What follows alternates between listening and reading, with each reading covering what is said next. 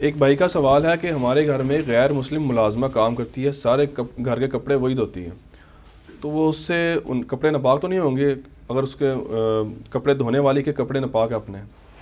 اگر اس کے ساتھ گیلے کپڑے مس کرتے ہیں اور اتنے کہ اس کے کپڑے خود گیلے ہو کے وہ گیلا پن دوبارہ سے ان کپڑوں کو لگ جائے پھر تو ہوگا نا، تو اس کو آپ ایجوکیٹ کر دینا، کیا مسئلہ ہے؟ دوبارہ تو نہیں دھونے پڑیں گے؟ یا یہ کہ کپڑے دھلوا لیں اور آخری دفعہ جو پانی صاف پانی سے نکالنا ہے وہ آپ خود تھوڑے سے اپنا کوشش کر لینا، اگر آپ اتنے وہمی ہیں تو اسی طریقے سے کریں، ایجوکیٹ تو کرنا ہوگا نا۔ وضو ٹوٹ جائے ہوا خارج، ویسے غیر مسلم کا ہاتھ لگنے سے کپڑے ناپاک نہیں ہو جاتے جب تک نجاست نہ ہو۔ ہوا خارج ہو کر وضو ٹوٹ جائے تو کیا دوبارہ وضو کے لیے استنجا کرنا ہوگا؟ استنجے کا تعلق جو ہے وہ پیشاب اور پخانے کے ساتھ ہے، ہوا نکلنے کے ساتھ نہیں ہے، ادروائز تو بڑی مصیبت بن جاتی، پھر تو آپ کسی گندگی کے ڈھیر کے پاس سے آپ کو کوئی ہوا کا جھونکا آتا تو آپ پہ غسل فرض ہو جاتا۔ ٹھیک ہے، یہ لوگوں میں ویسے مشہور ہے۔ میں اکثر پریشان ہوتا تھا کہ مسجدوں کے باہر لائنیں لگی ہوتی ہیں، جاتے ہی ساتھ ہی باہر آ جاتے ہیں، حالانکہ اتنی جلدی تو استنجا نہیں ہوتا۔ استنجے کا تو ایک پورا طریقہ ہے، وہ میرا کلپ آپ دیکھ لیں، ورنہ تو قطرے آتے ہیں۔ تو مجھے بعد میں پتا چلا کہ وہ پیشاب کے لیے استنجا نہیں کرتے ہیں، وہ ویسے استنجا کرتے ہیں۔ اور کئی لوگ تو جسے ہم کہتے ہیں نا ہمارا وضو ہے، وہ کہتے ہیں ہمارا استنجا ہے، یہ بھی کہتے ہیں۔ ہاں آپ پوچھ لیں، ہاں سنا میں نے، آپ نے، شکر ہے جی، کسی بندے نے گواہی دیتی۔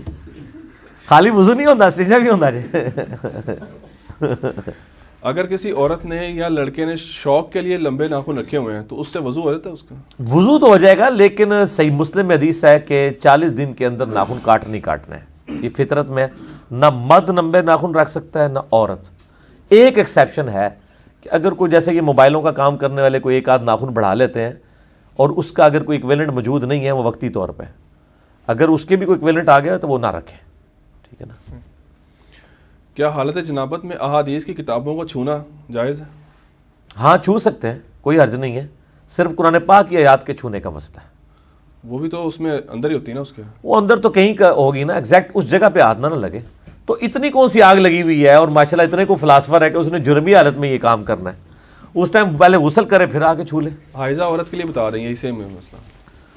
حائضہ عورت تو ظاہر ہے اس کے ساتھ قرآن تو نہیں وہ پڑھ سکتی، اس پہ اختلاف ہے، لیکن میرا تو یہ موقف یہ ہے کہ قرآن نہ پڑھے، باقی کتابیں وغیرہ پڑھے، سیرت کی کتابیں پڑھے۔ احادیث بھی پڑھ سکتی ہے، جہاں پہ قرآنی آیت آ جائے حدیث میں وہاں اس کا ہاتھ نہ لگے، باقی پڑھ۔ اور یہ ایگریڈ پان مسئلہ جو بتا رہا ہوں سب کے نزدیک، کہ صرف قرآن کی آیت جہاں لکھی ہے وہاں ہاتھ نہ لگے، حائضہ کا یا جنبی کا، باقی جگہ پہ لگ سکتا ہے، میرے پمفلٹ بھی پڑھے جا سکتے ہیں، ان جگہ پہ ہاتھ نہ لگے جہاں پہ آیت ہے، اگر اتنی کوئی احتیاط کر رہا ہے تو ٹھیک ہے۔ کیا جو غسل کرتے ہوئے بلکہ اس سے بھی آسان طریقہ نہ بتاؤں، اینڈرائڈ ایپ اور پی ڈی ایف یوز کرے، اس میں تو بے شک ہاتھ بھی پھیرتا رہے، کوئی گناہ گار نہیں ہے، لیکن قرآن تلاوت نہ کرے۔ چھونے میں نہیں آئے گا نا وہ سر، اس لیے کہ اس نے ڈائریکٹ مصحف کو نہیں چھوا، وہ تو سارا تھریٹیکل اور ورچوئل ہے۔